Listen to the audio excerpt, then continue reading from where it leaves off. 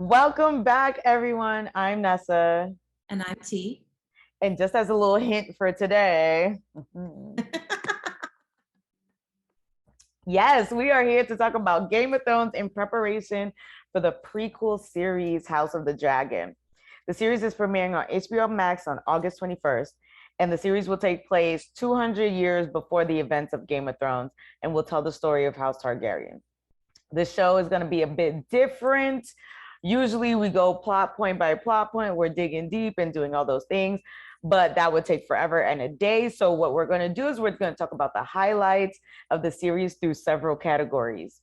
We'll speculate on the House of the Dragon and share our thoughts about, getting into the show and what we're going to expect and how we're feeling about it. So before we get to going, we are going to start with 3 to 5 words to describe Game of Thrones in totality. So I'm going to have the beautiful T start us off. I appreciate that, Nessa. So if I had to describe Game of Thrones in 3 words, it would be shocking, intriguing, and obsessive. So shocking because Game of Thrones pushed the limits of TV cinema to where it is today. I'm talking from season to season, you never know which one of your favorite characters were going to be eliminated. You never knew what type of cinematography you're going to get, or just overall CGI, or just it felt like we were getting almost 80 hours or 70 something hours of movie time on your home TV screen. So that's been fantastic.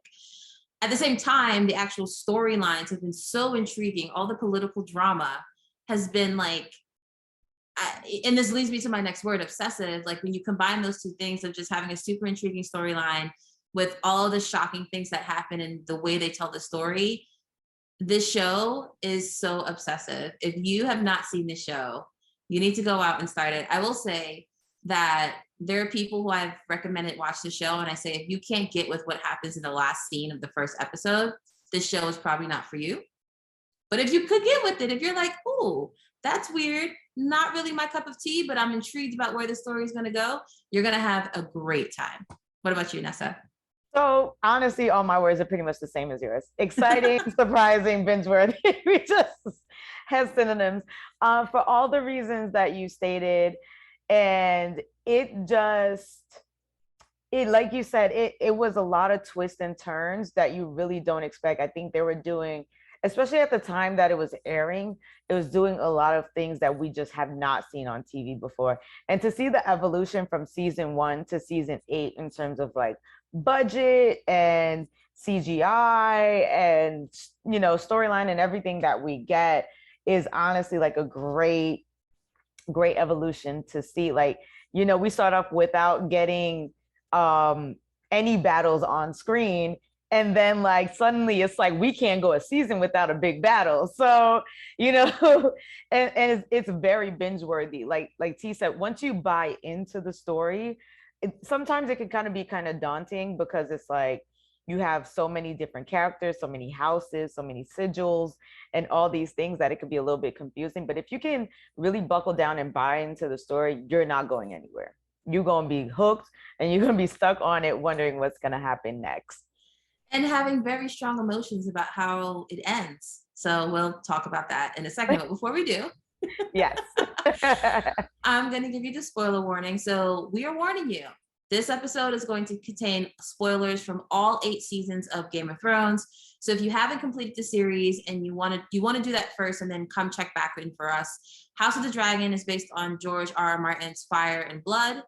Fire and Blood. And neither of us have read that particular book, but we may discuss like the premise of the story or something along those lines. So normally at this point in time, we'd go into a recap, but like we mentioned at the top, this show has a million characters, a couple of main storylines, all of which would be way too much for us to recap and do any real justice. So since we're doing this in preparation for House of the Dragon, which will focus on one of the families, we'll give you a synopsis of what happened to the Targaryens based off of what we know from the show Game of Thrones.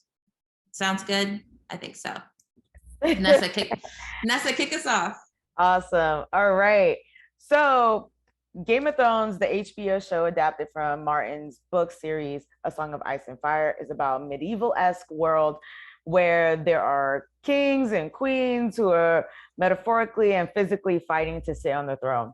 There are also fantasy elements like dragons, magic, and zombies. Throughout the series, we watch members of the noble families of Westeros plot and scheme their way to the top. One family we follow from the start and spoiler to the end of the show is the Targaryens, who, when we meet them, are trying to recover from being dethroned about 20 years prior. By the end of the show, the Targaryens, spoiler, are not on the throne. But we know they have a long history of ruling Westeros. So here's a quick recap of what the Targaryens went through during Game of Thrones. Right. So we start off, and this is not something we learned this throughout the course of the show of Game of Thrones, but we're going to give it to you in chronological order. So Prince Rhaegar, who's the next in line after his father, the Mad King Aerys II, I believe, kidnaps Lyanna Stark. This sparks a war as Lyanna was betrothed to Robert Baratheon. Robert wins the war called Robert's Rebellion, and the entire Targaryen family is killed, including the Mad King, Rhaegar's wife, and children. This is a little gray, but Rhaegar's mom and 2 siblings managed to escape, Rhaegar's mom dying shortly after, and loyalists actually shipped Viserys and Daenerys to Essos to hide out. So Viserys and Daenerys are Rhaegar's little brother and sister. Fast forward, Viserys and Dany are grown and plotting their way back to the Iron Throne in Westeros. Dany is married off to Khal Drogo, the leader of the Dothraki. Viserys is killed by Drogo after he disrespects his sister and the Dothraki culture. Drogo vows to help Dany take back Westeros, and as they build up their wealth to make that move, Dany indirectly causes Drogo's death. We won't go into all the details, but it's a great first season.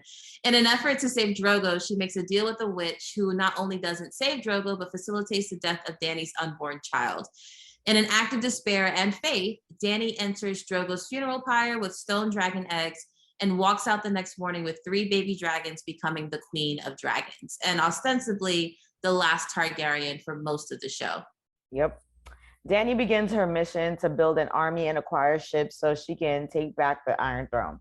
She makes her way around Essos, conquering cities, purchasing armies, freeing slaves, and learning how to rule.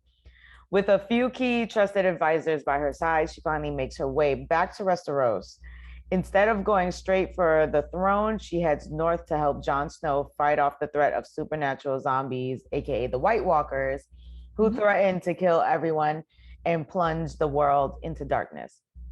Just before they fight this battle, she finds out Jon Snow is actually Aegon Targaryen, the legitimate son of her older brother Rhaegar, and his secret wife Lyanna Stark. Auntie and nephew. Okay? And that went over y'all heads. Auntie and nephew. Okay. Dany tries to convince Jon to not tell anyone so she can still claim the throne. He tells people, like a man would, right? And now there are forces working against Dany to keep her from the throne. As Dany descends on King's Landing, the capital of Westeros and where the Iron Throne is located, she decides she's going to take what she thinks is rightfully hers and burn down the city. Burn, baby, burn. You want to talk about fire and blood. And then kills Dany to stop her from killing more innocent people. Betrayal, bro. Betrayal. Never trust them. Jon is sent to the north as punishment for killing Dany. So based off of that, the last Targaryens that we know about from Game of Thrones, Dany is killed, and Jon, who, spoiler, is a Targaryen, is sent up north with no lands to claim, nothing to his name, basically. So Game of Thrones, at the end, the Targaryens have absolutely nothing. Yep. But you know what? Jon would have loved it. That Jon was happy, man. My boy said, I'm gonna go be free. I never wanted the crown anyways. So I think happy is a strong word. I think Jon's like, okay, I guess. Do you? I think he was happy to be back with the free folk in the north. I think there's a piece of him that was happy about that, but I'm sure he wasn't happy about killing the woman he loved. Oh, no. Or, you know, like, so all the other stuff he had to do to get there. But yes, I do think him being in north with Tormund and Ghost is probably, you know, a good ending in his eyes as well. Yeah. So before we get into more of those type of things, we're just going to talk really quickly about how we were even introduced to the Game of Thrones. Do you want to go first or should I? I guess I'll go first because mine is quick. Yeah. But basically, our lovely T put me on. Now I had heard about the show like here and there, but it's really when T started getting into watching it that I was just like, all right, let me check out this show. And lucky for me, like I started from season 1 after the ending of season 6. So it's already been going for 6 seasons. And lucky for me, like nothing had been spoiled. I guess I just wasn't in those corners of the internet at the time, or I don't know, maybe I just wasn't paying attention and stuff, but nothing had been spoiled for me. So all of the shocking moments were genuinely shocking for me. And I'm happy I got to have that viewing experience. What about you, T? How'd you get introduced? I love that for you. I love that you had a friend to like put you on to great to great stuff. TV. And now we're obsessed. Oh, we're so obsessed.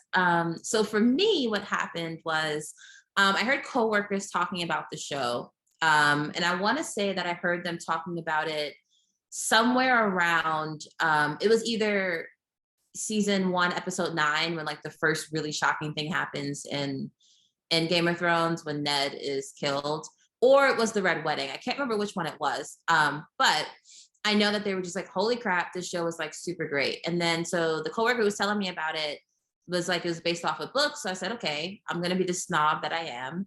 And I was like, I'm not going to watch the show yet. I'm going to go read the books first. Mistake. So if you are watching this and you made it this far and you haven't seen Game of Thrones, and now I'm telling you that there's a book series, you do not need to go read the books. Like, I'm not saying don't do it, but you don't need it for the show. I thought I would need it for the show. And what wound up happening is I read the first 3 books, read into the middle of the 4th book and was like, this is too much. I don't care anymore. It's just too much for where my brain was at the time. And then I kind of just forgot about it, honestly. People around me had stopped talking about it, so I didn't even really go and watch the show. Fast forward to season 6. Season 6, my friend Lawrence, who Nessa knows, he starts talking about Game of Thrones all over again. I was like, oh yeah, I meant to watch that. So I watched seasons 1 through 6. I started in the middle of season 6 as it was airing live, and I finished the last episode of season 6 the day after it aired live.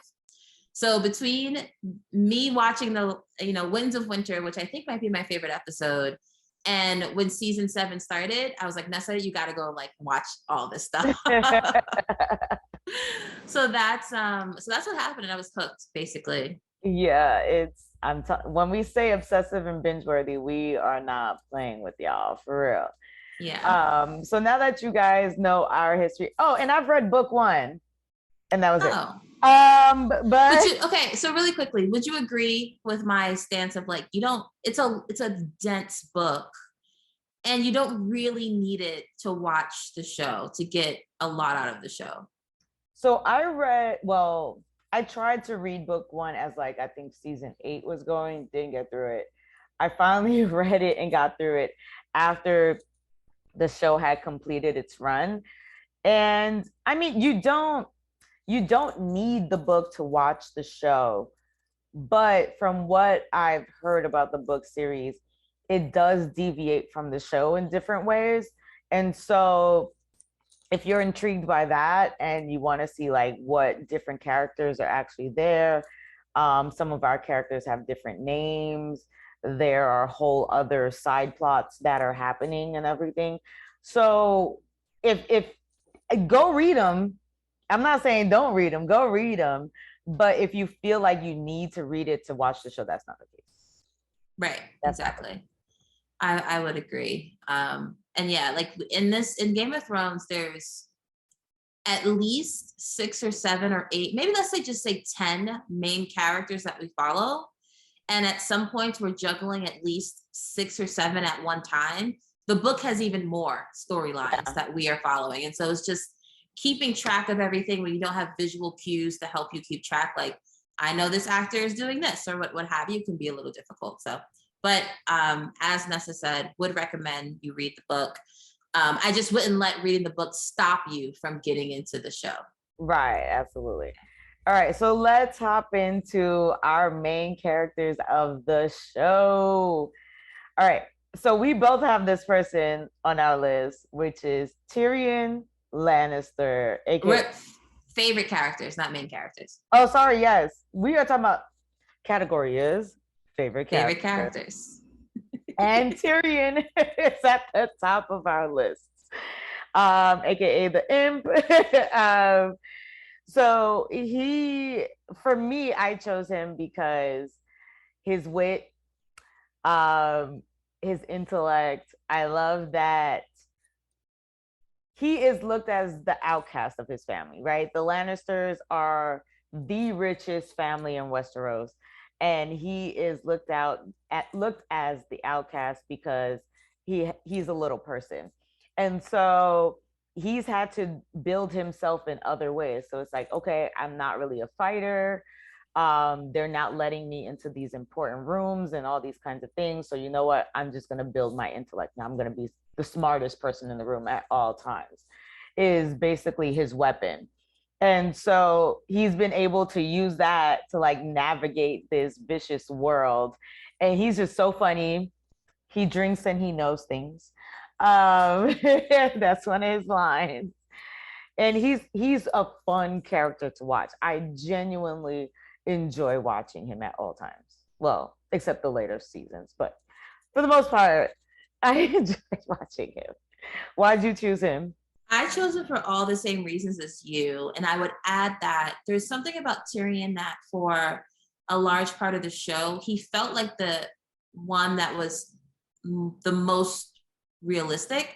Not realistic in that I can believe this character exists, but like the way he views the world, he was the one that felt the most like grounded in realism. Mm-hmm. Like we say power is one thing, it's really not. And you know, he's learning these things along the way from different characters, but he to me summarizes all of the ridiculousness about, he was able to call out a lot of ridiculousness about how people interacted in this world.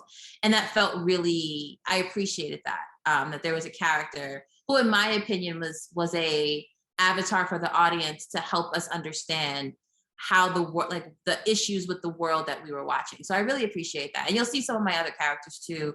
They kind of get at that a little bit in different ways. But yeah, Tyrion was amazing. And for a while, I thought that this show would be about him, honestly.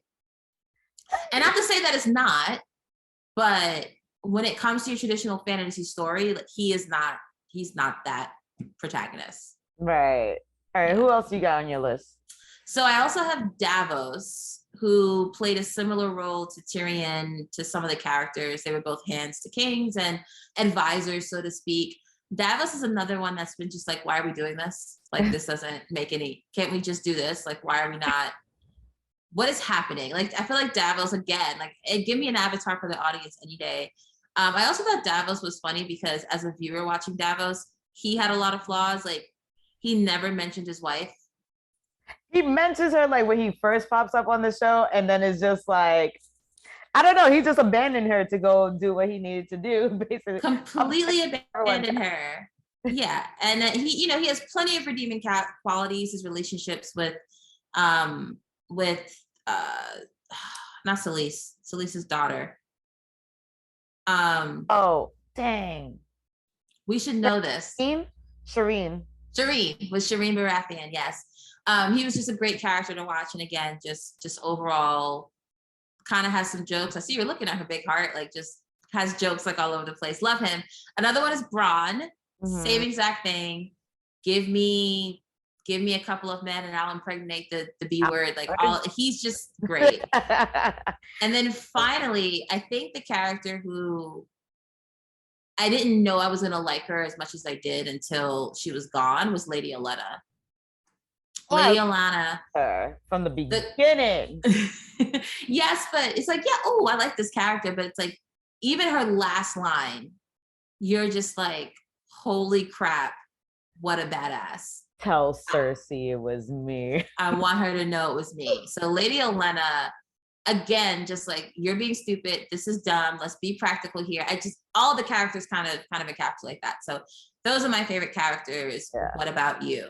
I still want to go on about Lady Olenna for a second though, because I should have had her on my list and she wasn't. But I love Lady Olenna because it was like Mean Girls, Regina George's mom, like when they were doing the Christmas pageant and Regina George's mom is like in the crowd, like, go baby, go, yes, I got you. Like that is Lady Olenna behind Marjorie. Yeah, it is. Listen, you want to know how I got your daddy? Because he was supposed to marry my sister. So what happened was, or your granddad. Right. So what happened was, I snuck up in there and I made sure that he was gonna remember me in the morning type thing. And I was just like, Lady Olenna. And she was just so like, oh my God. She was hilarious. She was not taking crap from anybody. She didn't care who you were, Cersei, Jamie, anyone. She was not taking crap for anyone. And I just, y'all, when y'all get to her season, if you haven't seen it yet, or if y'all are watching right now, she's everything. And that leads me into one of my picks, which is Marjorie. Now listen, my girl Marjorie knows what she's doing. She's not here to play no games. She said, I don't want to be a queen. She said, I want to be the queen. Okay, so she used all her tactics and everything to get to where she needed to be. And eventually she did become queen. It didn't quite work out, but she got there. All right. She got there, y'all. And what I loved is that she was also able to like win over the people of King's Landing, which none of the nobles and stuff were able to do at the time. And that made Cersei so jealous of her, so worried about her. And I just love the way she navigated the world. She said, I'm not staying down. We gonna do what we gotta do. Oh, Renly, you like boys? Cool. My brother can get you started, but I need a baby. Let's make this. Like she had. Oh, Joffrey, you like killing people? Okay, I don't, but let me just act like I do so we can figure this out. Like, right. Tommen, you like cats? Like, let's figure out this cat thing. Like, you're right. You're absolutely right. She was on it, and then with her coach in the back, Miss Olenna, she did the thing, man. I wanted so much more of her. I really did, but she was awesome. I have Lyanna Mormont.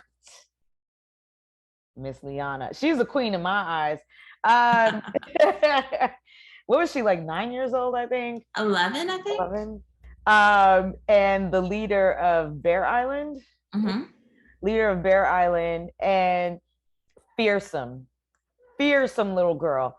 And she walked into those meetings and those councils and did not hold her tongue. She was not here to play game, no nonsense.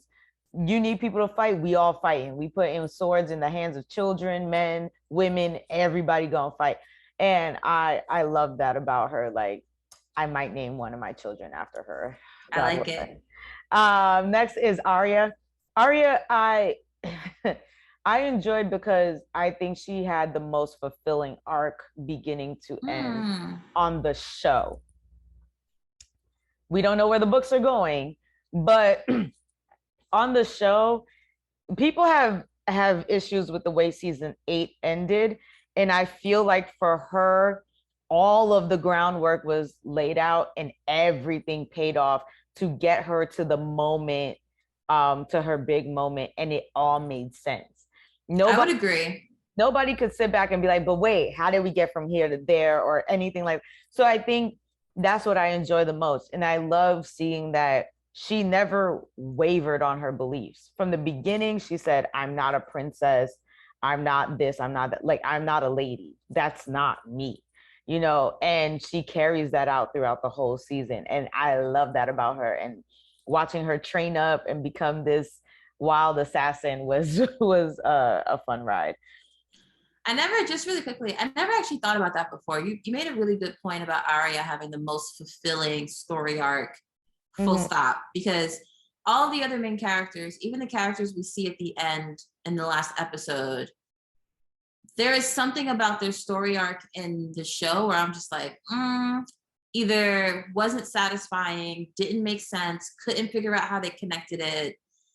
Like, it's just, you're absolutely, I just want to affirm that you're absolutely right with Arya. She was the only one. Like, Jon, no. Sansa, no. Bran, absolutely not. Tyrion, no. Jaime, Cersei, Dany,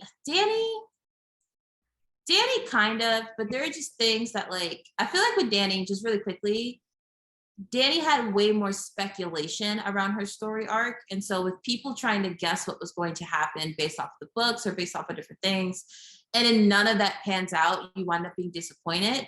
But if you take Dany purely for the character she is in the show, I do think minus 10 seconds in one episode, I think her arc also is like the most fulfilling. There were some beats missing. There's beats missing for me where it was just like, we needed a few more scenes doing this or doing that. And then I feel like I would have been more comfortable with some of the decisions she made. Not even ended up, but with some of the decisions that she made would have made more sense to me if we just got a few more scenes or something, or a couple of episodes, honestly, to flesh out what was going on with her a little bit more.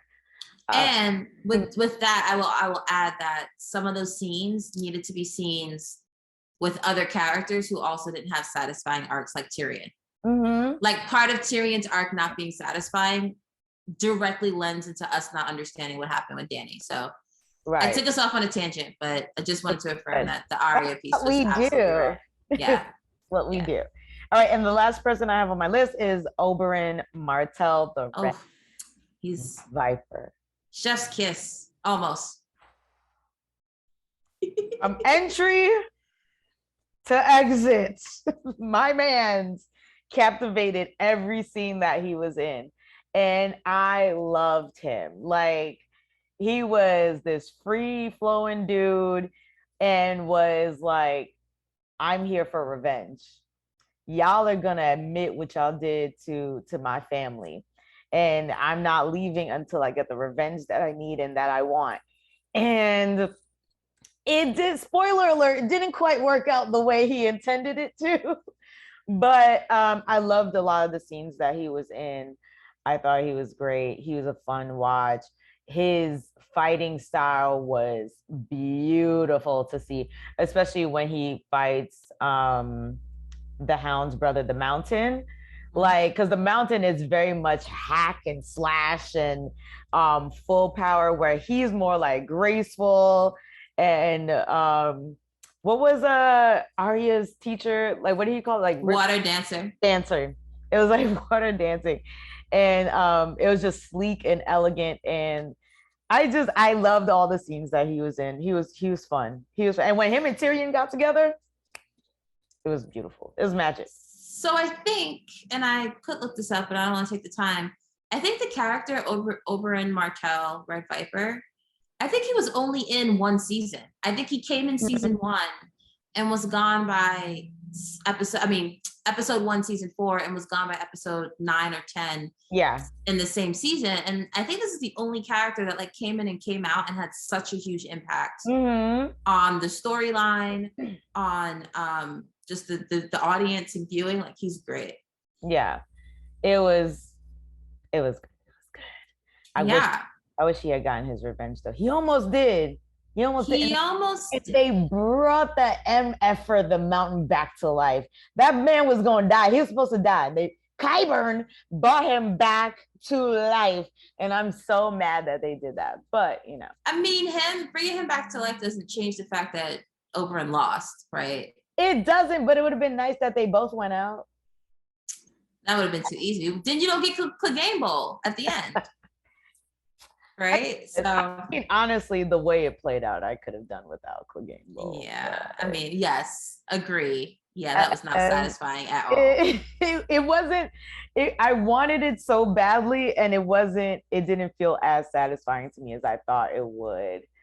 And I think part of the reason is because that so when the Mountain is reanimated, like, he comes back to life, he doesn't speak, he doesn't talk. So it's not like we get a zombie. Yeah, it's not like we got this whole thing of like, I hated you as a kid and I wish you were never born, or anything like that. So it's just them fighting, and there's, I don't know. It just wasn't, it wasn't as satisfying as I thought it was. It didn't give what it was supposed to give, It had didn't. gave. And yeah, but speaking of fighting, Yeah. let's move on. So as Nessa said that the show is, it kind of became known for its huge battles, like all the battle scenes and just setting it all up and everything. So let's go through some of the battles we liked the most. And honestly, I'm looking at our list and I'm wondering if we just named all the battles.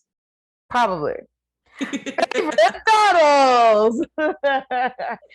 I guess we can go through the ones that we have in common. Yeah. The Which is just one. Yeah. So Battle of the Bastards, season 6, episode 9. Why did you choose this one? Battle of the Bastards was the way they shot that scene up until that point, and this also, what I'm about to say, also plays in for the long night, which we actually don't have here as one of our favorite battle scenes. You do. Interesting. You have I do. Yeah, I do have it. See, I don't know how to read.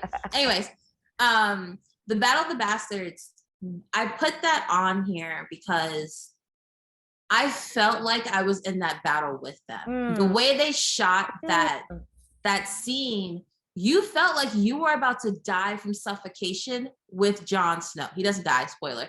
But you're like, I never even thought about this aspect of a battlefield before. Until you see him about to get trampled and suffocated because everyone's trying to like climb out of that like circle that, you know, Ramsay's, the Bolton people like enclosed it, whatever, right? But that scene, the entire scene, from Rickon not knowing how to like dodge and like zigzag and stuff, like from there all the way to the Knights of the Vale swooping in, it's just, you are on your seat, and I'm getting chills now just talking about it. It is such a good, for so many different, the cinematography, the point of view, the lead up to it, just like you understand what's at stake here. You have this like asshole bastard with like the good bastard, and like, oh, everything about it was amazing.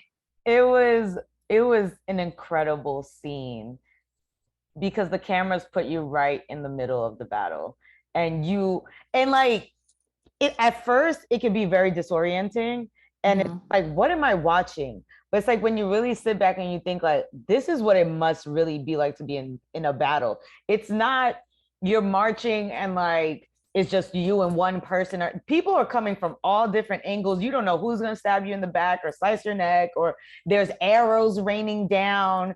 And it was wild, and the build up to this battle, I think, is also what lends to like the emotional connection that you feel when you're watching all this go down.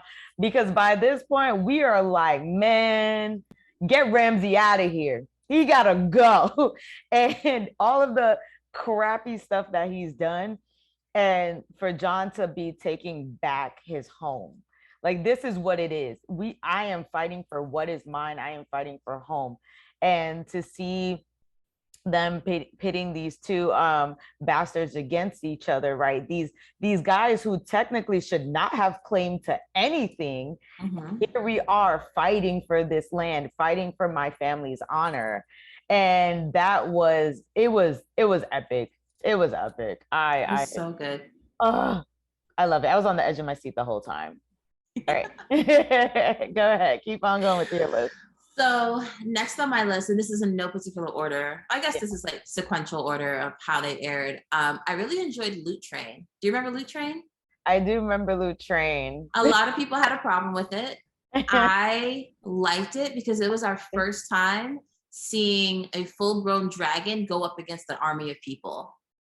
And that like the cinematography of that, like, I felt like as an audience, we've been waiting for it. Like, we're just waiting to see a dragon be like on the ground roasting people. And we got that at that point in time. The title of it was stupid, in my opinion. That's what most people had a problem with.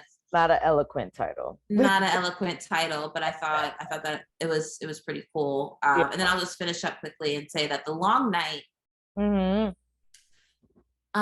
the entire go ahead. No, I was just saying it's controversial. It's controversial for a couple of reasons. The main reason it's controversial is because it takes place at night and they shot it as if you were in it, like Nessa said with the Battle of the Bastards. So it was very hard to see what was going on. Exceptionally hard to see what was going on. Like when I saw it live on air, like when it aired, I was standing in front of my TV screen for the entire hour and some change, so I can like see. And I was like moving back and forth trying to see if like different glares would like change whether or not I could see what's happening on the screen. It was a whole mess, but it was an entire hour, almost hour and a half of just nonstop battle, and it was a masterpiece when it comes to cinematography. It was a well-paced battle. It was easy. It's very easy to get battle fatigued, right? And that battle went on for a long time. But the genius thing that they did is they put us in different people's perspectives throughout the battles. They changed the tone in the battle. They did. So at one point, you're full on in a fight, but then at another point, it's like you're in a horror movie, moving through the library and trying to avoid these walkers. And you're just like, oh man, don't make a noise. They're gonna hear you, girl.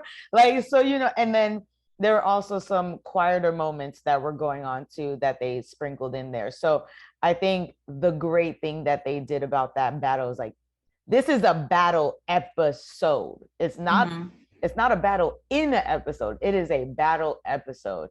So they were like, we got to switch it up. And they did an amazing job at that. I definitely have to congratulate all of them on doing that. Agree. What are your favorite battles? All right. So I've got underrated. I want to put this underrated Watchers on the Wall episode. Season 4, episode 9, Watchers on the Wall. In this episode, we have the Men of the Night's Watch fighting the wildlings. And I think this is a battle that gets forgotten a lot. But this is where Ygritte dies. Yeah.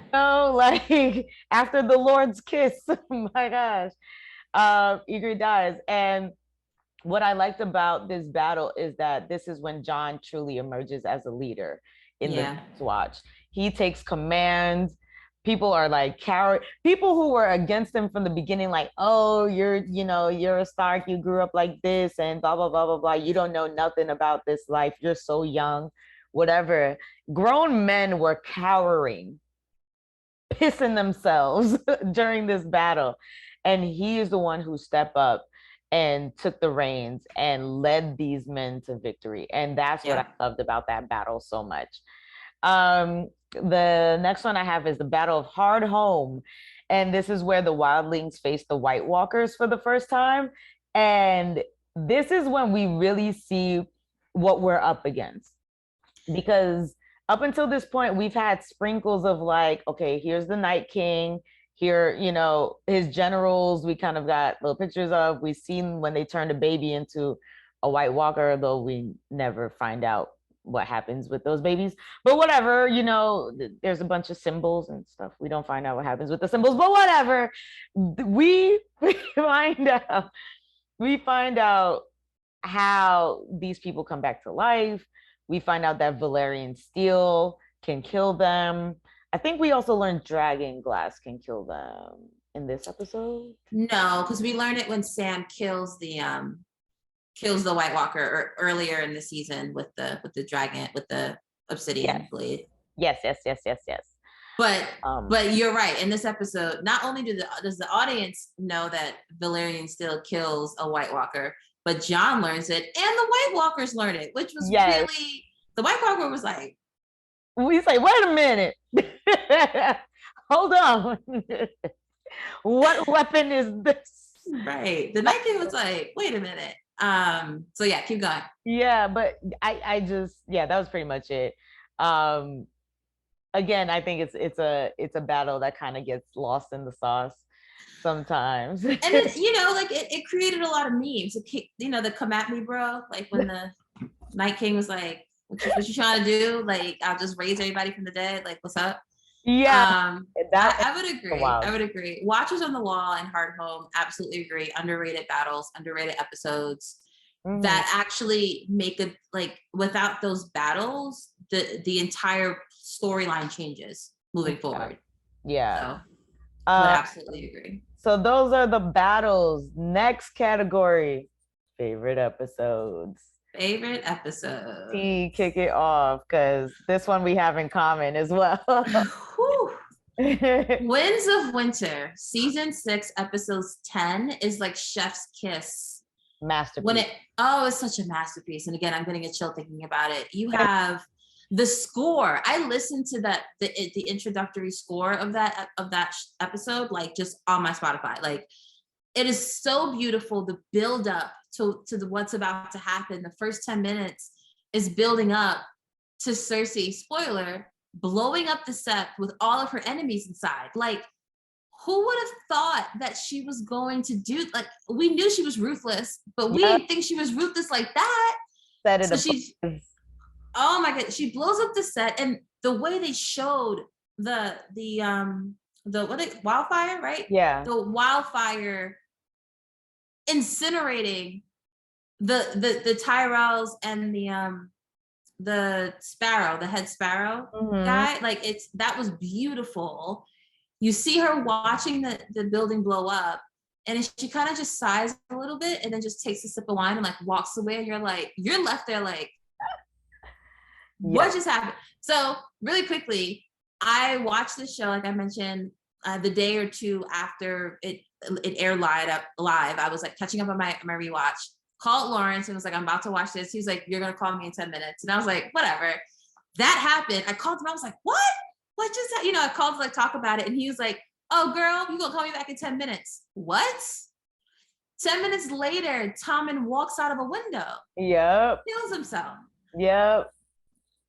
And then at the end of the episode, we get the ultimate payoff about Jon's parentage. We learn, the audience learns at least, that Jon is a product of the union between Lyanna Stark and Rhaegar Targaryen, and that union more than likely was legitimate, so he's not actually a bastard. Right. So when I say, and then he gets like crowned King of the North, the White Wolf. Like it's just this entire. Oh, not to mention, Dany finally gets on some boats and gets on her way to Westeros. Like, yep. That episode, I'm getting so excited talking about it. That episode was just like, I feel like it got the fandom like, we are about to do this. Like, it's everything that is paying off, everything that we've been leading up to happened in this episode. We're still being shocked. There's so many questions. What's Cersei gonna do? What's Jaime gonna do? And then like, that's the high. I think that was the high point of the series. Yeah. Was that episode. It's making me think, because this is like when we were both getting into the show and stuff. Right. It's making me think, does this align with when Black Twitter was taking over for like Watch the Throne thing? Is that when they're spin off on it? I don't know that we are good. I don't know if we have a good perception on that, because we didn't start paying attention until then. Yeah, they might have been going from before. It might have been going from That's before. when I started seeing way more memes, or just like you said, maybe it's just because we were tapped in at that point. We started noticing more. But yeah, I also had this as one of my favorite episodes from beginning to end, everything that happened. I think a lot of people forget some of the other stuff.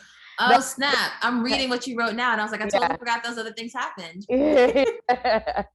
And so some other things that happened too is that Jaime returns to King's Landing, right? After his hand has been cut off and everything like that, he finally makes his way back to his sister, and the reception was not good. Arya kills Walder Frey and his sons, Frey Pie. Forgot about that. That was wild, y'all, because winter came, the North remembered, and all of the things. Like you mentioned, Jon was crowned King of the North.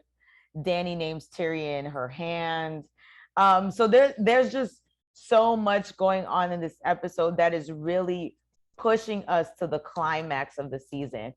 And I was talking to T about this earlier, but I was like making a reference to the movie Monsters Inc., where Randall and Mike Wazowski are having a conversation. Randall is basically like getting ready to like take over the company, and he knows all these things are going on behind the scenes. And he's like, "Do you hear that? It's the winds of change." And like that's what the winds of winter made me feel like. I was just like, this is the winds of change. Danny's on her way. Jamie is back.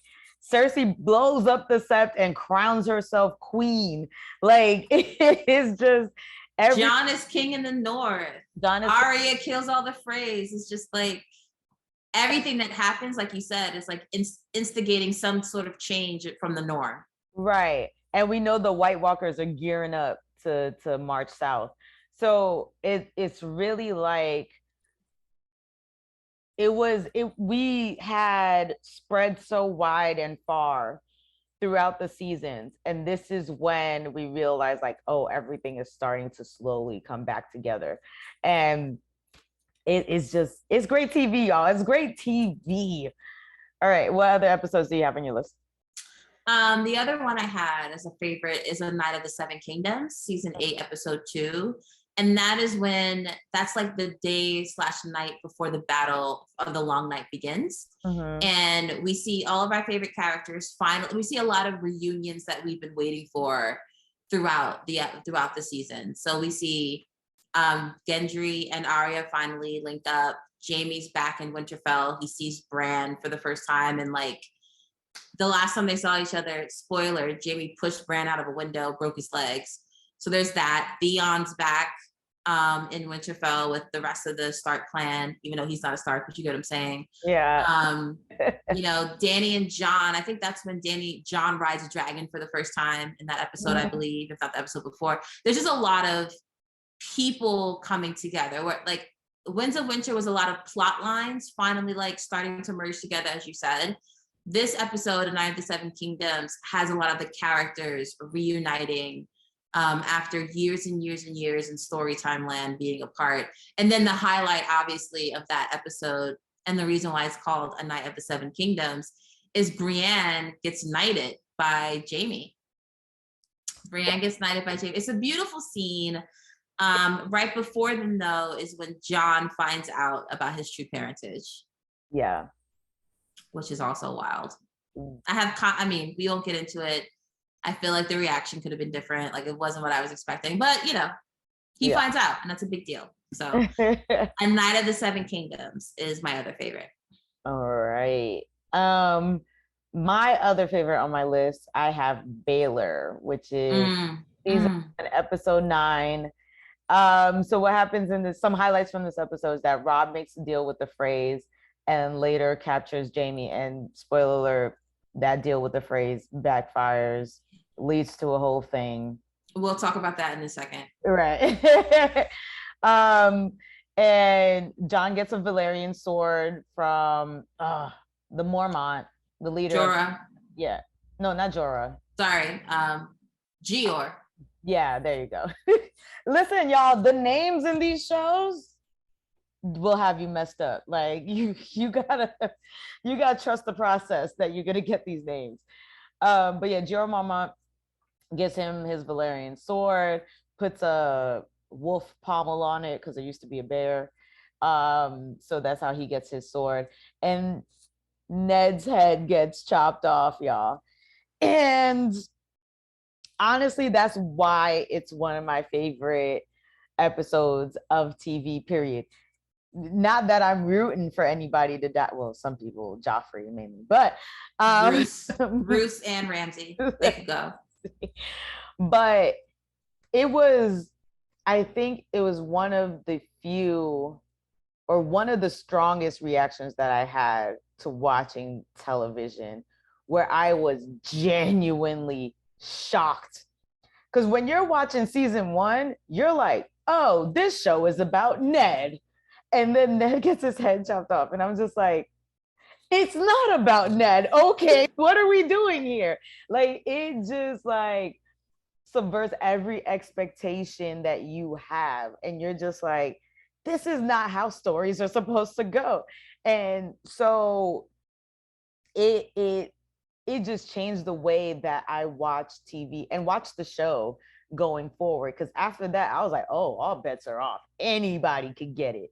If Anybody could get it. anybody could get it. And Cersei did say, man, in the Game of Thrones, you either win or you die. So he died. And I mean, say what you will about Ned and how you felt about the decisions he made throughout the season. It was still a genuinely shocking moment. And then just to see Sansa's reaction, Arya's reaction to it, because they witnessed it, and the even Cersei's reaction. Cersei, yes. Cersei's, because I think this is the first time that everybody's like, oh, Joffrey's a monster. Like, he's wild. And I mean, he was some crazy stuff already, but this is like when he really gets that lust of power. And I was just like, all right, y'all, hold on to your seats because it's about to get crazy. So that's one of my favorite episodes of TV, period. I mean, since we're on it, let's move right into the most shocking moments, right? Like you mentioned, I think that was the first really shocking moment for any audience, anyone who's not familiar with the story beforehand. Yeah. Where you can go on YouTube and search reaction to Ned Stark, and you'll see people who filmed their friends who watched it for the first time. Like it's so insane. What other moments within the entire series were like the most shocking to you? Okay, so we told you that we were going to get back to Rob making a mistake with his pact with the phrase, the Red Wedding. The wedding is at the top of the list. And so really quick, Rob is supposed to marry a Frey girl. Because the phrase gave him access, was it to cross a bridge or whatever? To cross the rivers, the twins. Yeah, to cross the rivers and to, like, you know, continue their battle and everything like that. But in return, he was supposed to marry one of Frey's daughters. Does not marry her, marries a nurse instead, and comes back. And what ends up happening is that Frey feels so betrayed, teams up with Roose Bolton, and it's a slaughter at a wedding. And now, part of the reason why this is so surprising is because I think, the gruesomeness of all the murders and everything. Rob's wife is pregnant at the time, and they literally just slash her belly. They cut Catelyn's throat to the bone. And Rob is watching all this unfold. But also, what made it shocking and surprising was that they're invited. So in Westeros, right, when you invite people to your home, you share salt and bread, and that's supposed to, like, ensure that, hey, you are safe under my home. No harm will come to you. I will protect you. I will shield you. So to have those murders take place in the home was just blasphemous at a wedding of all things. So it was just wild TV. Any words you have for that one? You hit the nail on the head. There's nothing else I can add to that. It was just wild TV. And even the way they built up to that, like, even if you didn't recognize the Reigns of Castamere playing as like a trigger, but when you see from Kat's perspective, she put her hand on Roose's like arm and felt his armor underneath, and then she knew instantly. You're like, Rob, holy crap! Like it was and you know, there were signs, like, even as I like going through rewatch or re-listens of other episodes, Roose, like an episode or two beforehand, I was like, oh, I have a wedding to go to, but you see all his men packing up their armor and getting their weapons ready. And as a viewer, you're like not putting two and two together, but all the signs were there. Tywin writing in every single scene he's in the entire episode. Yeah. He's setting up the wedding. Like, there's so much foreshadowing, and what a payoff, and what an episode. Again, shocking TV. Shocking. And then the next one I have is Jaime's hand gets cut off. Now, if you know Jaime Lannister, that man can finesse his way out of just about anything, and his fighting defines him. Like, his swordsmanship defines him, his knighthood defines him. And to have that taken away from him, something he prizes so highly. And I think that there was a previous episode where he says something like he wouldn't want to be a cripple, he'd rather be dead or something like that. Yeah. Like he finds out that Bran has been crippled by his actions. He was like, give me a good clean death any day. Mm-hmm. And so for him to now, you know, have his hand chopped off and now he has to deal with this and live with it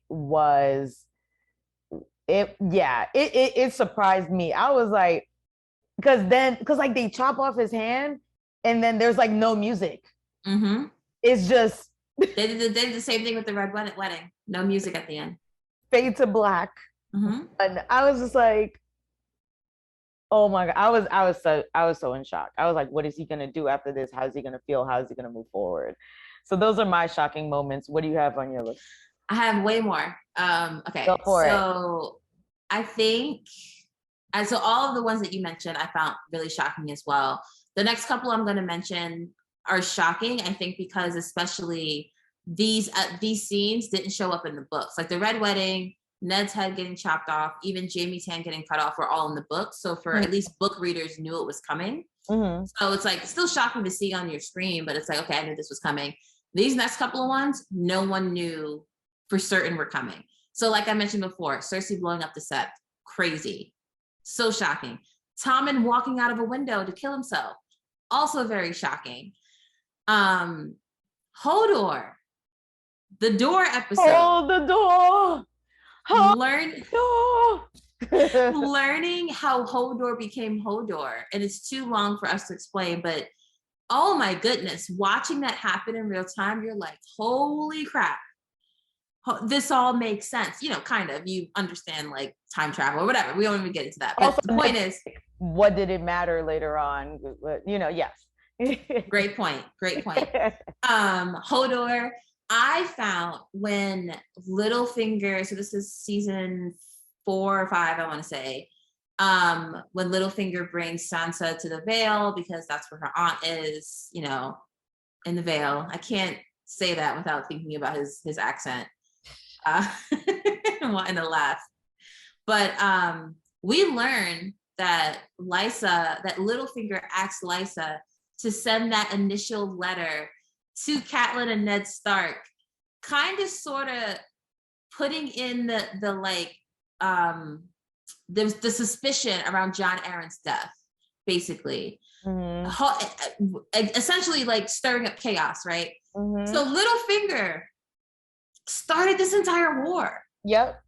Littlefinger kicked off all of the events of this show, and you learn it kind of like passing, and it's such a moment of just like, holy crap, did not see that coming. And then he kicked her out of the moon door, like killed her, like kicked her out of a window and like killed her. Yes, that was just like, yeah, he was like, there's only one person I've ever loved, and that was your sister. Bye. And just like kicked, oh my God. Almost Spartan kicked her. Like he really should have just Spartan kicked her in her chest, and that would have like been the chef's kiss. But anyways, so that was super shocking. And then what do I have? I have Cersei's walk of shame. Even though that entire season, you kind of watch Cersei have to go through everything with the militant and the Sparrow, the High Sparrow, but to have her walk naked through the streets of King's Landing was such a shocking shame. It was like, I can't believe they're actually doing this. And then finally, as you mentioned before, the Mountain versus the Viper, that how the Mountain ended the Viper. I was not expecting to see that on my screen. That was vicious. It was really gruesome. And it made me very sad. I was just like, but also like, imagine the strength of the Mountain to be able to do that. Like, the sad part is like you knew it was coming too, because when somebody's talking too much, you're just like, okay. Yeah, it was sad. It was sad. So we have a couple of more categories. Let's keep going. Yep. Next category, favorite moments. Yes. All right. So Joffrey dies. That is one of my favorite moments. And again, it's not that I'm a lover of death or anything, right? this happens in The Lion and the Rose season 4 episode 2, and it, let me tell you, it, anyone that you talk to who has watched Thrones, that is one of the most satisfying TV deaths that you've ever seen in your life, because Joffrey spent 4 seasons, well, 3 seasons and a couple episodes, just being just a little asshole and like the most cruel, vicious, entitled child. And you were just like, yo, who's gonna put this man out of his misery? Like, who's gonna do it? And when it happens, it's like, oh, it was so, because he starts choking and he falls and everybody realizes something is wrong, and then like his face changes color, his eyes change color, and he looks inhuman, and his mother is just screaming out of sadness and anger. Like, it's all of it, because it's like, my boy, but then it's also like, who did this, and it was a great moment. It was a very satisfying moment, and I was happy that he went out suffering. So in the books and in the show, they call the wedding the purple wedding. I'm convinced they call it that because he turned purple. I don't even know if that's true. I'm sure there's a different reason, but I like that though. I like it. I'm here. Maybe it's, I wonder what the colors are of the Tyrells. I wonder if their colors have anything blue in it, because then that would make sense, because the Lannisters were red. But no, to me, he turned purple. He turned a very pale purple and crapped out, and it was so satisfying, like you said. It was so good. All right, next I have The Dragon and the Wolf, season 7, episode 7, when Littlefinger realizes that his plan has failed and is killed by Arya. So all of season 7, my boy Littlefinger is running around doing what he does best, wreaking havoc, sowing chaos, doing all these things, right? And basically his plan is to turn Sansa and Arya against each other, sow discord within the family, and basically isolate Sansa so that he can like try and marry her and do all these things, right? And we don't really see this on screen or anything like that, but then we figure out, once everybody is called to court, we figure out that they've been teaming together themselves, Sansa and Arya, and they call Littlefinger front and center to the front of the class, and Arya slits his throat.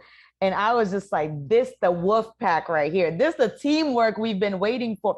Because like they get reunited and we're just like, now what? Why are they not happy to be back together? Like, why are they not coming together? Why is it not gelling? I know everybody's changed. Everybody's had their own things. But it was just like, I don't know. To me, it just felt weird that there wasn't more, I don't know, camaraderie or whatever amongst them. So to see them finally come together and operate the way they're supposed to, and just the look on Littlefinger's face, because he's like leaning on the wall, chilling, and then they call him up, and he's like, "Oh, wait a minute, huh? Me?" Right? And so that to me was like great, because like you said, he's the one who started the War of the Five Kingdoms. And so like to see everything kind of come together where it's like, you got, that was a great moment of TV for me. Agree. And I mean, it plays right into your next favorite scene, which is also a Littlefinger scene, and pretty much his philosophy as to why he was the way he was in the entire show. Right. So in season 3, episode 6, The Climb, my favorite moment is the conversation between Littlefinger and Varys, in which they talk about chaos is a ladder. And that, like you said, that is his philosophy. If you create enough chaos, that leaves room.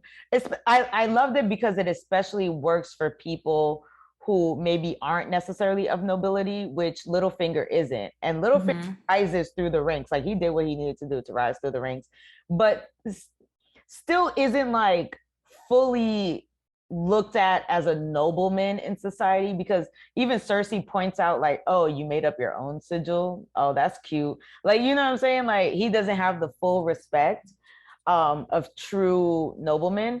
And so he's been able to create all this chaos, this whole war, and has been able to rise to where he was ruler of the Vale.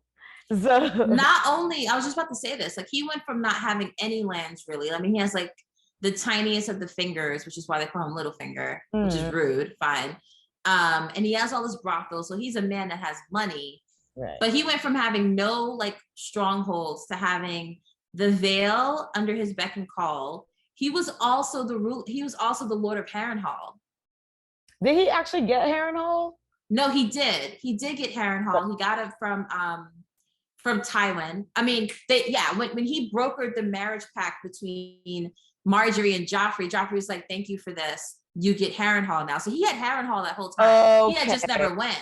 Yeah. Never went back over there. So by the time he dies, he's Lord of Harrenhal. He's like the warden of the Vale. Like he's Robin Arryn's thing, and he's in Sansa Stark's ear with Winterfell. Like he went from nothing to being a prime player for 3 different kingdoms, basically. Yeah. And I think it's probably like, if we really thought about it and applied it to real life, it probably would fit a lot of real life situations. There's chaos, and then all of a sudden somebody's in power, and you're just like, chaos isn't a pit. Here. It's a ladder. It's a ladder. All right. What are your favorite moments? I have season 3, episode 5, Kissed by Fire. 2 of my favorite scenes are in that episode. One is the Jon and Ygritte when they first like make love in the cave. I think that's why it's called Kiss. That's why it's called Kissed by Fire, because she has fiery hair. Jon, didn't know what he was doing. He just knew he wanted to kiss her there, and he finally got a bath. I don't know when people take baths in this place. So, but ironically enough, in that same episode, my other favorite scene is a bath scene. And it's the scene with Brienne and Jaime, where he tells the story of why he killed the Mad King, how he became the Kinslayer, the Kingslayer. And it's such a dramatic, oh my God, the performance is so great. You really feel for Jaime. And it's at that point in time that Jaime's arc begins to, like, that's the top of his like arc of being a villain, and then it goes the other way. It's such a great scene. Definitely one of my highlights. His redemption begins. That's when his redemption arc starts. I have in The Long Night, season 8, episode 3, when the dragons go above the clouds and they're like trying to, such a beautiful scene. And of course, Arya killing the Night King was a great moment. You see all of her training boiled up. She did like the hand move that we saw her do with Brienne the episode before, and she killed the Night King right in his heart, where the Hound told him taught her how to do it. Everything had a purpose. Everything had a purpose. I love her story. Miss Melisandre being like, "I told you would kill many eyes: green eyes, brown eyes, and blue eyes." And then she goes off and she kills the dude with blue eyes. Battle of the Bastards, great moment. Won't go about it again because we already talked about it. And then all of the shocking moments that we mentioned before, all my favorite moments, I think. So that's that. Love it. So to begin wrapping this up with, like, we've done all our favorites. Now it's time to do a little bit of rankings. So Nessa, if you were going to rank all of the episodes, in which order would you rank them in? You mean seasons? Sorry, seasons. Oh my goodness. Can you imagine if we did episodes? Oh no. Okay. So I would like to preface this by saying this is open to change at any moment. It's a fluid document. But as of now, I would say from my favorite to least favorite, it's going to be seasons 2, 3, 4, 1, 6, 5, 8, and 7. Okay. We don't need to talk about why 8 and 7 is your last, but why did you put number 2 as your top? 2 was my top because I thought all of the dialogue and all of the setup that's happening in season 2 was immaculate. I thought the performances were great. Tyrion becomes hand to the king, and Mm-hmm. everything that ensues afterwards was awesome. It's a great Tyrion season. He it was just great. I really enjoyed the setup of the season and everything that happens in it. Um and then I put like season 1 in the middle because that's where we get our introduction, and that's Mm-hmm. see Ned's head get cut off. So for me, it had to be somewhere in the middle. We all know the series kind of tapers off after 8 and 7, 7 and 8. But I did put 8 above 7 because Same. I felt like it had better episodes than 7. Even whether you liked how it ended or not, I thought just the season as a whole had better episodes than 7. I would agree. I have 8 and 7 in that order at the end of my list as Yeah. well. So what's your full So, ranking? so my full ranking is 3, 4, 6, 2, 5, 1, 8, 7. So I put season 3 because I agree with you that season 2 is a masterpiece, especially like Tyrion is in his bag in that season. Like Yes. he is Cooking. on top. He's doing all the things. That is his season. Yeah. Season 3, there were so many different pieces it's like season 3 was when you really got to see the board. In my opinion, you got to see all of the different major stakeholders. You're following Stannis and Melisandre. You're following Jon beyond the wall, and with all the things with the wildlings. You have what's going on at King's Landing. The Tyrells are in it now. You just have so many different. For me, it felt like when the world was biggest, and where a lot of different pieces were being moved into place. So I think I enjoyed that a little bit more. Than season 2, only for that reason, but season 2 is really good. Fair enough. And then I have season 2 and season 5 kind of in the middle. I just think season 4 with the Viper is super great. And then season 6, the Winds of Winter is heavily swaying my hand with that season, but I'll take it. It is what it is. I feel like, yeah, people, it was a good season of TV. No, it was, because you got the door, you got everything with Bran and Hodor, and like the Night King. You got a lot of stuff. Jon was back. Battle of the Bastards. You got a lot in season 6. I feel like season 6 should have been higher on my list now that I think about it. But whatever. Yeah, that's fine. Leave it where it is for now. But I also agree with you that season 8 was just a better season than season 7. Yeah, it was. It had greater moments. It had better overall episodes. I think season 7, we were just like, whoo, we off book, buddy.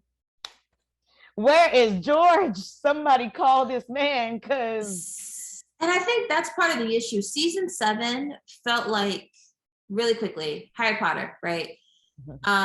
Order of the Phoenix, huge book, very dense book, not a lot of action. The book felt like it was a lot of setup for what was going to happen in books and movies 6 and 7.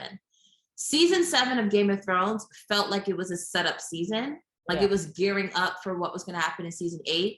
But I don't feel like we got any of the payoff, and I think that's part of the issue with those 2 seasons. Yeah, because even when the Starks reunite, it was just like, okay. I mean, Arya and Jon reuniting, that was great. That was in season 8, though. Was it? Yeah, because remember, they don't get back to Winterfell until the first episode of season 8, Jon and Dany. You right. Never so mind. Even that was good, and that was in season 8. Never mind. Yeah, man. Yeah, you're right. We didn't really get anything in season 7. Like, Drogon burnt some people. Oh, you know what we got? We got Dumb Plan. We got Dumb Plan in season 7. We got them going beyond the wall to catch a white so they can prove to Cersei that there was a big zombie army coming their way. Like, dumb. We did. Viserion died. We get that. Also, to note that Tyrion's character really deteriorates towards those seasons. And it's just like, he went from this super smart, strategic dude who just had all the plans to like I don't making these terrible decisions. And it was just like, why? How did we get here? What is happening?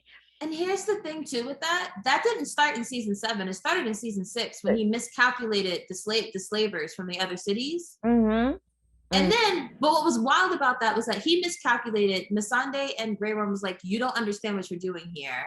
Yeah. He got that wrong. And then Dany pins the hand thing, makes him her hand. It was, yeah. He anyways. I don't but I guess there are characters in this world where it's like you're just gonna start off at the top and come crashing down. I think I just wish something about his spiral downward was different to, I don't know, to make me buy it more. Or they didn't make us believe, I don't know, or make us understand why it spiraled out. Like, what about this? Was he just out of his element? I don't believe that. I think they wanted us to believe that because he was falling in love with Dany, that threw off his judgment. But so much of the decisions he made, it wasn't even like the decisions he made were heavily skewed towards making sure Dany was safe, or that Dany, it just wasn't obvious that he was acting from a place of I'm in love with this person, which is why the decisions were stupid. Right. So I don't know. And to your point, yes, there people peak at different points. You know, we know plenty of people who peaked in high school and they're just right. Like I don't want to make it seem like you can't have a character who starts off strong and then falls, you know, off their pedestal, but it was a sad thing to watch. And I think it was confusing for most viewers. It was hard. Especially, and I say this a lot, especially, I've said it throughout this entire episode, when the audience is starting to call things that Tyrion should be picking up. For example, they should have been talking about Jon and Dany getting married from the boat sex scene at the end of episode 6, where he was eavesdropping from under. When he was eavesdropping, like he's not going to do it because he's in love with her, but even when everybody finds out Jon is Targaryen, just freaking marry them. Yeah, exactly. That solves all of this, and then you can tell people or you don't. Who cares at that point? She's still queen, and he's there, and he's, you know, leading as well. It's just, I don't understand why Tyrion didn't pick that up. Oh no. All right. Listen, we could talk about all the nitpicky moments that we got. But all in all, in TV of viewing experiences, what do you rank the show on a scale of 1 to 10? I gave it an 8. Play. I kind of feel a little bit bad about this now. 8.5. If I could do halves, I would do 8.5. It was a masterpiece in TV viewing for all the reasons we just said. Storylines, I mean, a lot of it came obviously from the book. But if you're talking about TV viewing experience, they identified a really great story that they could adapt. They threw money at it, gave us great CGI, great cinematography, great actors, great dialogue. All of it was fantastic. And then they butchered the ending, in my opinion. And so because of that, it would be, I mean, even with season 7 being a thud, if they gave us 2 more episodes in season 8, I think they could have still finished off as a 9 or a 10 show. Like, to me, a 10 is like the best show of all time. I don't think it was that. And I think it's because the last two seasons just didn't do it. So I gave it an 8, but a strong 8. What about you? I gave it a 9. I think it's one of the best TV shows put out, period. Mm-hmm. Regardless of season 7 and season 8, I think all in all, the story that was told was amazing. The action, the acting, just what it changed to me, it changed the landscape of TV forever. It also generated this monster of a fandom in which, like, literally, like, at a certain point, literally everybody was watching and talking about Game of Thrones, and people were running to Twitter, making memes. It took over. It's like Sunday night, everybody was checked into HBO. And Lord, if you walked into work on Monday or went to school on Monday and you ain't see it, woof, Like spoilers are coming. Yeah. And um the way Black Twitter took to it and the way they they adopted this show, I even love us. We're so funny. even though we're not really represented in the show, No. it just goes to show that if you got a good story, we here for it. Hmm. And so to me, I just feel like the show as a whole, story wise, what it did for the culture, what it did for TV, it's a nine. It's a nine. I Anything, respect it. anything coming after this, it's tough. All the fantasy stuff that came after Game of Thrones, it was tough because now it set the standard. And like, if these shows don't feel like a movie, people are like, what am I here for? And you know what's interesting about that?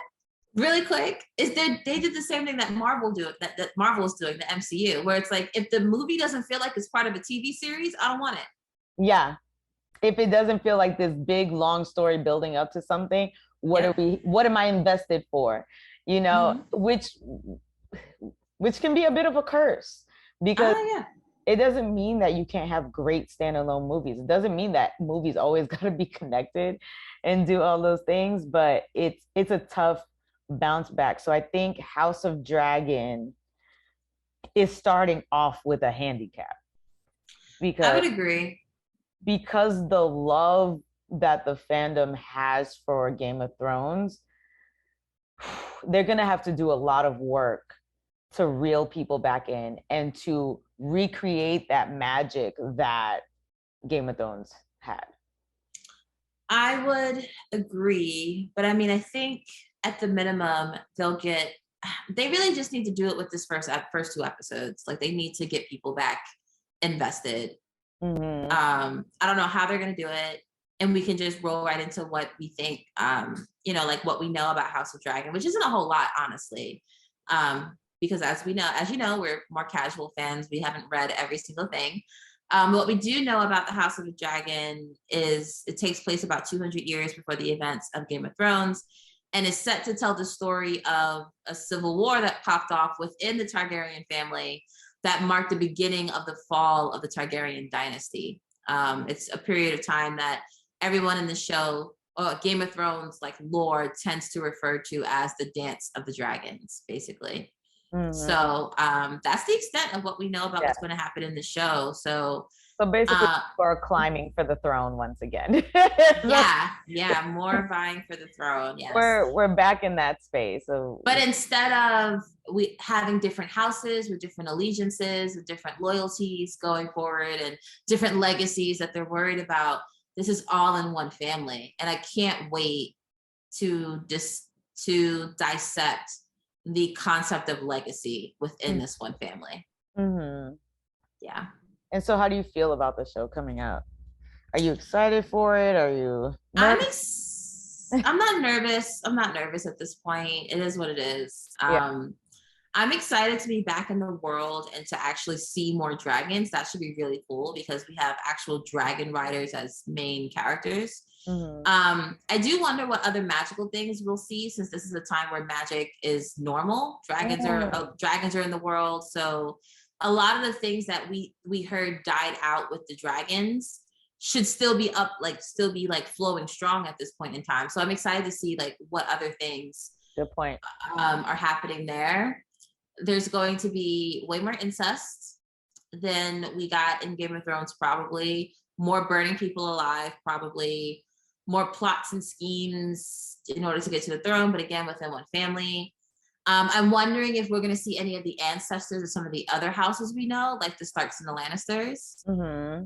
And I wonder if they're going to play a role at all or anything like that. But even though I wasn't satisfied with how Game of Thrones ended, I'm going into this with good spirit since Martin is so close to like how this show is being produced.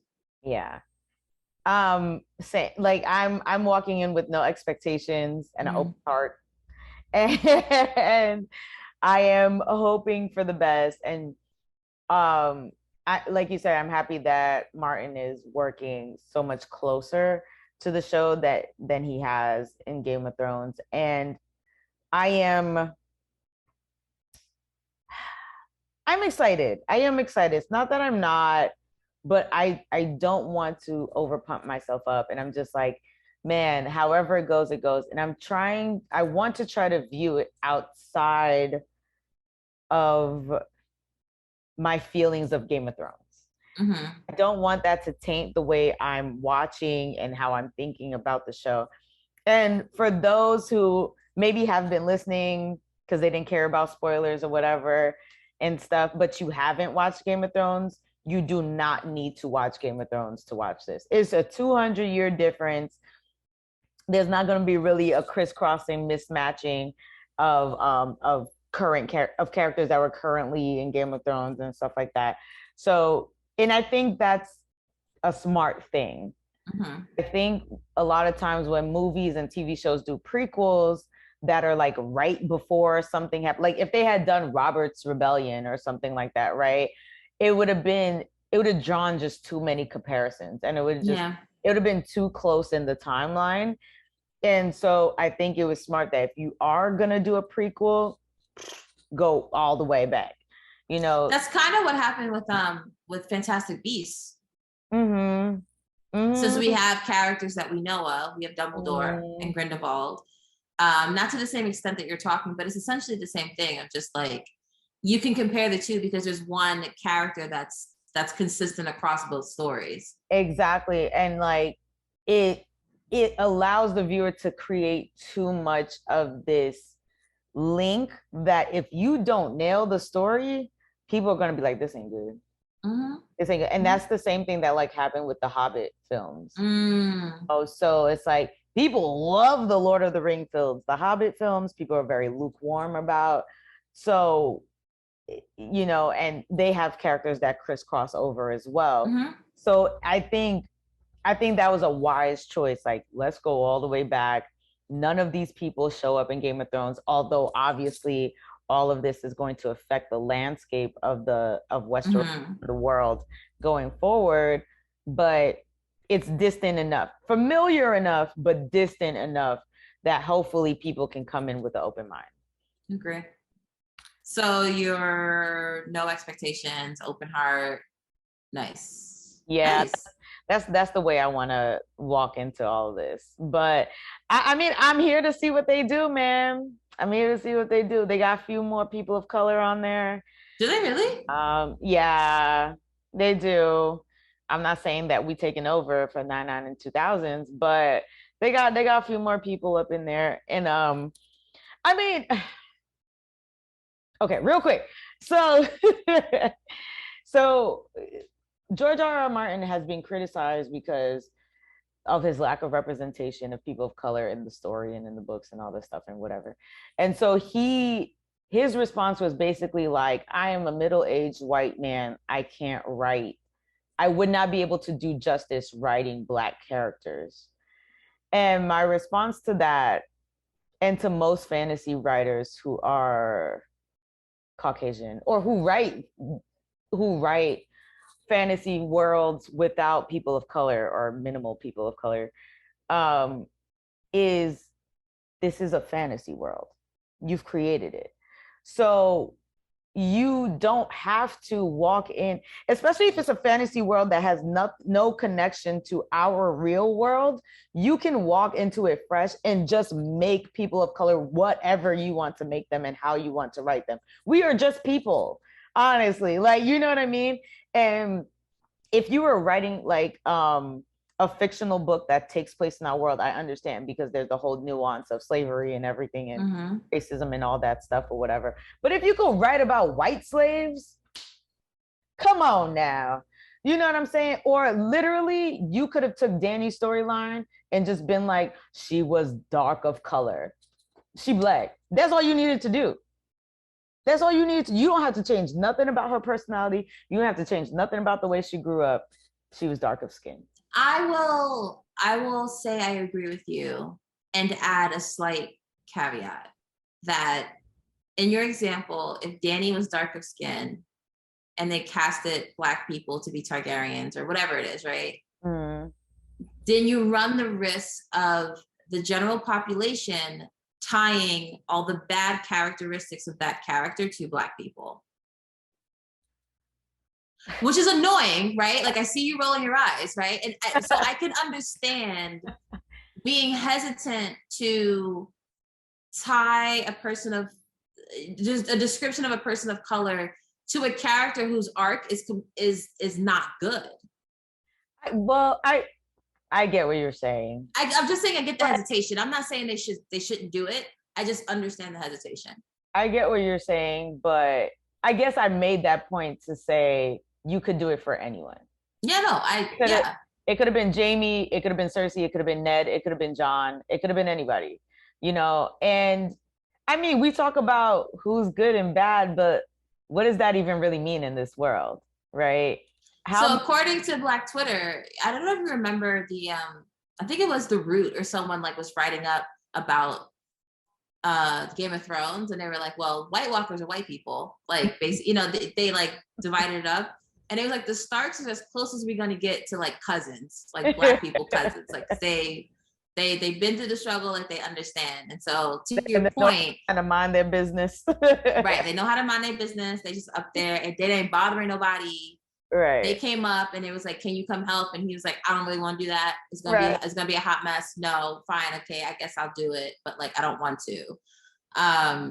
So to your point, yes, any of the characters could have been casted as families of color. Yeah. Well, I don't even mean just casted. I mean like he wrote, yeah. Yeah, they could have just been written that way. You don't have these shackles of American slavery, you know, colonialism, that kind of stuff happening. So you could have there's freaking dragons. You could have done anything, you know what I mean? So I think a lot of times writers and creators feel like, oh man, if we're gonna write Black people, then we gotta think about all these other no, just make it and say that he's the Dothraki,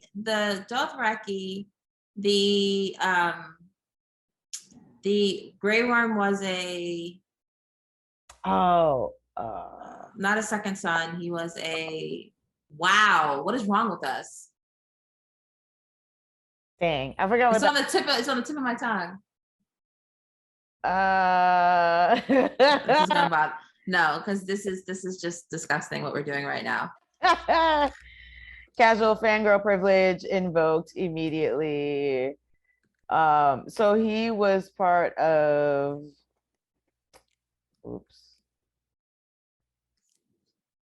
Unsullied, yes.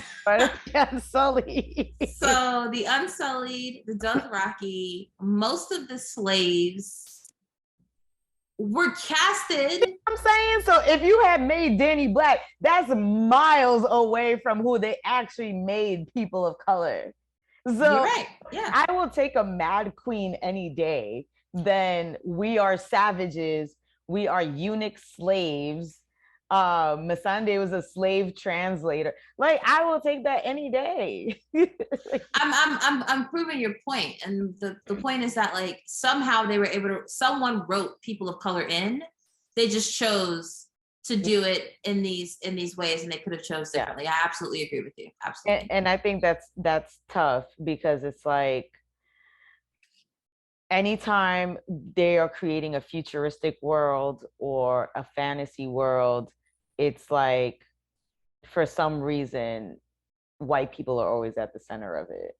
I mean, yeah, and I've seen, especially with futuristic fantasies, where like they're talking about a world in the future. It's like, y'all see a world without Black people in the future? That's how y'all feel? That's exactly what it is. It's like, it's triggering, because it's like, y'all don't think we're gonna still be around. Right. What do y'all know that we don't? Like, what is happening here? Right. Because let's be clear, we will be like roaches. We gonna be around. Okay, we gonna be here. We gonna be, or a Twinkie. We Twinkies. Like, we gonna be here.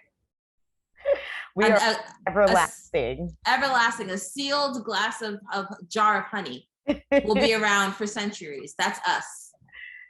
So I mean, I'm curious to see how many people of color we're going to be spotting. We should make a drinking game or something.